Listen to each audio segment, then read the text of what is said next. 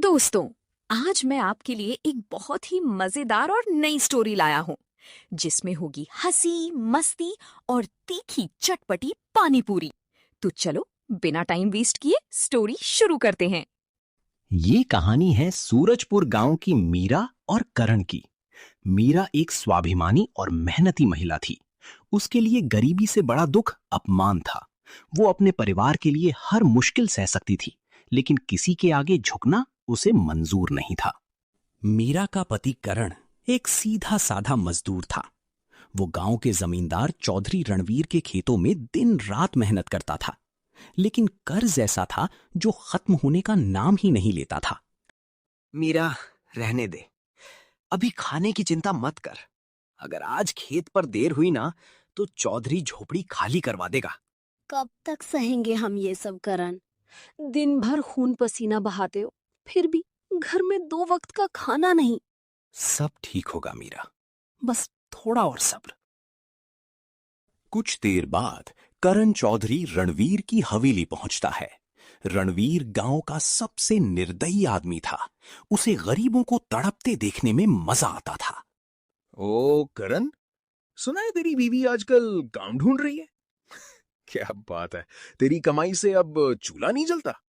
मालिक बस पेट पालने की कोशिश कर रहे हैं। कोशिश? तुम गरीबों की कोशिश भी मजाक लगती है मुझे। फिर चौधरी अपने आदमी भीमा से कहता है, आज इसे गोदाम के सारे बोरे उठवाओ, और सुन, अगर एक बोरा भी फटा ना तो मजदूरी काट लेना। उधर मीरा गांव में काम ढूंढ रही थी। वो घर घर जाकर पूछती, बहन जी, कोई काम हो तो बता दीजिए। बर्तन, कपड़े, झाड़ू सब कर दूंगी। लेकिन हर जगह उसे ताने ही मिले। अरे मीरा, जिस घर पर कर्ज और बदनसीबी मंडरा रही हो, उसे अपने आंगन में कौन घुसाएगा? मीरा चुपचाप वहां से लौट जाती है। गरीबी से ज्यादा लोगों की बातें चुभती हैं। दोपहर को गांव की चौपाल पर कुछ लोग बातें कर रहे थे। यार, इस गांव में खाने को कुछ अच्छा ही नहीं मिलता। हर रोज वही फीका खाना। शहर जाओ तो कितनी चीजें मिलती हैं, यहाँ तो कुछ नया है ही नहीं। मीरा दूर बैठी सब सुन रही थी।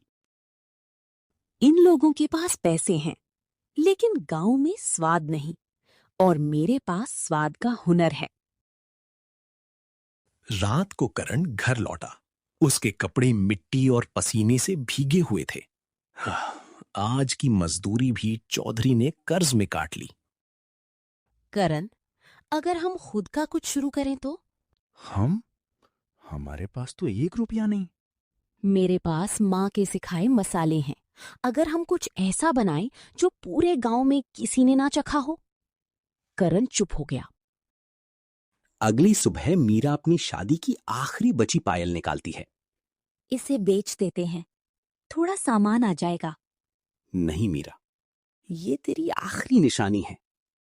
निशानी पेट नहीं भरती करण, हिम्मत भरती है। कुछ देर बाद मीरा बाजार पहुंचती है। वो इमली, सूजी और मसाले खरीद रही थी। दुकानदार उसे देखकर हंसता है।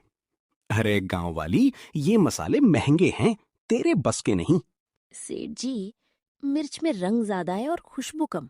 मुझे असली मसाले चाहिए। दुकानदार हैरान रह गया। अच्छा, बड़ी समझदार निकली तू। घर लौटकर मीरा चुपके चुपके मसाले तैयार करने लगी। पुदीना, इमली और मेरी खास चटनी। देखना करण, लोग उंगलियां चाटते रह जाएंगे। करण ने पानी चखा और उसकी आंखें चमक उठीं। अरे वाह, ऐसा स्वाद तो मैंने कभी नहीं चखा। तभी चौधरी का आदमी भीमा वहां से गुजरा। उसे मसालों की खुशबू आई। ओ करण, घर में क्या पक रहा है? कहीं चोरी का माल तो नहीं? नहीं भाई, बस चटनी बना रहे हैं। देख, ज्यादा होशियारी मत करना, चौधरी की नजर सब पर रहती है। अब समस्या थी ठेले की। करण कबाड़ से पुराने पहिए और लकड़ी लाया। मीरा बोली, ये तो बहुत टूटा हुआ है। करण हंसा। तू देख, इसे नया बना दूंगा। मीरा ने उसे रंगों से सजाया। छोटा था लेकिन साफ और सुंदर।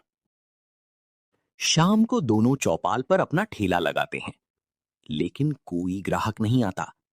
देखो देखो, करण की बीवी अब गोलगप्पे बेचेगी। कौन जाने कैसा पानी होगा। मीरा ने हिम्मत नहीं हारी।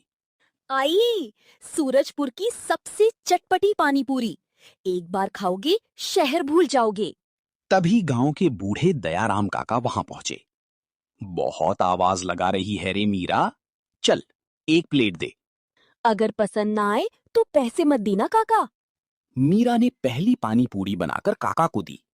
जैसे ही काका ने खाई, उनकी आंखें फैल गईं। अरे वाह, ये तो कमाल है। ऐसा स्वाद तो मैंने जिंदगी में नहीं चखा। बस फिर क्या था, धीरे धीरे लोग आने लगे। भाभी, हमें भी देना, मेरे लिए तीखा ज्यादा रखना। कुछ ही देर में पूरा ठेला ग्राहकों से भर गया। करण खुशी से बोला, मीरा, आज तो कमाल हो गया। ये तो बस शुरुआत है करण। लेकिन दूर खड़ा भीमा ये सब देख रहा था। उसे ये खुशी बर्दाश्त नहीं हुई। वो दौड़कर चौधरी रणवीर के पास पहुंचा। हुजूर, करण और मीरा ने चौपाल पर धंधा शुरू कर दिया। पूरा गांव उनके पीछे पागल हो रहा है। क्या मेरी इजाजत के बिना? कल सुबह दोनों को हवेली बुलाओ।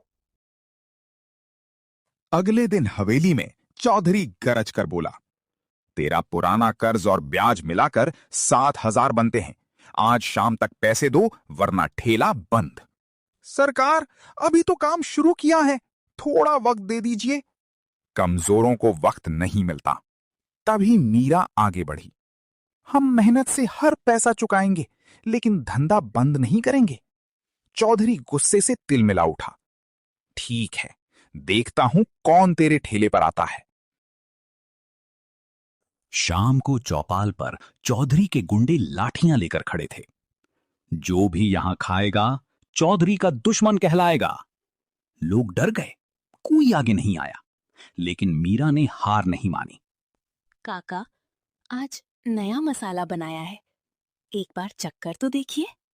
दयाराम काका डरते हुए बोले, बेटी, हमें गांव में रहना है। तभी गांव का युवक रोहित आगे आया। अरे डरते क्यों हो सब? भाभी, एक प्लेट मुझे दो।